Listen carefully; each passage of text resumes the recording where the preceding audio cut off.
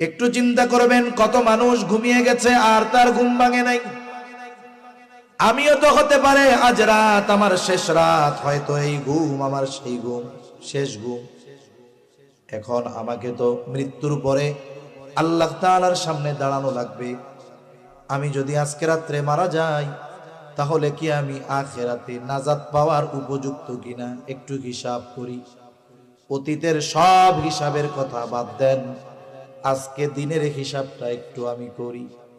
একটা মানুষ যদি 5টা মিনিট ব্যয় করে, 5 মিনিট থেকে 10 মিনিট, সে তার সারা দিনের ভালো কাজ আর মন্দ কাজের হিসাব বের করতে পারবে কি পারবে না?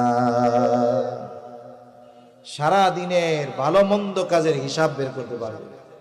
এরপরে সে একটা হিসাব করবে, ভালো কাজ বেশি না মন্দ কাজ বেশি। দেখা গেল ভালো কাজ বেশি মন্দ কাজ কম, যাক তো ভালো। কিন্তু হিসাব করে দেখা গেল যে মন্দ কাজ বেশি ভালো কাজ কম। এখন হয়তো হিসাব করে দেখলো আজকে গুনাহ বেশি সওয়াব কম। এই চিন্তা হয়তো তার জীবন পরিবর্তনের কারণ হয়ে যেতে পারে। হয়তো তখন আল্লাহ তাআলার কাছে তাওবা করবে, বলবে আল্লাহ, আজ রাতে যদি মারা যায়, আজকের হিসাবেই তো আমার গুনাহ বেশি সওয়াব কম। আয় আল্লাহ, জীবনে অনেক পাপ তো করেছি, আয় আল্লাহ আপনি আমার গুনাহগুলো মাফ করে দেন, আর আগামী থেকে গুনাহ করব না।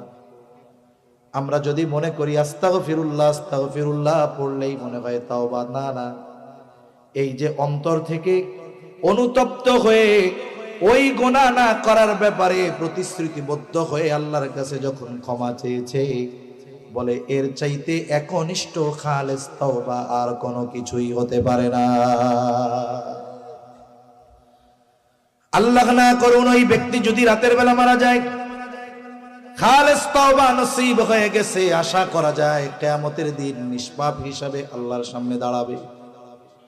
এই জন্য মুহাসাবার কথা বুজুর্গানে দিন বলেন, যে জীবনের হিসাব নেওয়া, যে আমার জীবনের গুনাহ বেশি না পাপ বেশি, এই আলোচনা বা এই হিসাব যেই মানুষগুলো বেশি বেশি করে, ওই মানুষগুলোর জন্য মুত্তাকি হওয়া সহজ হয়ে যায়।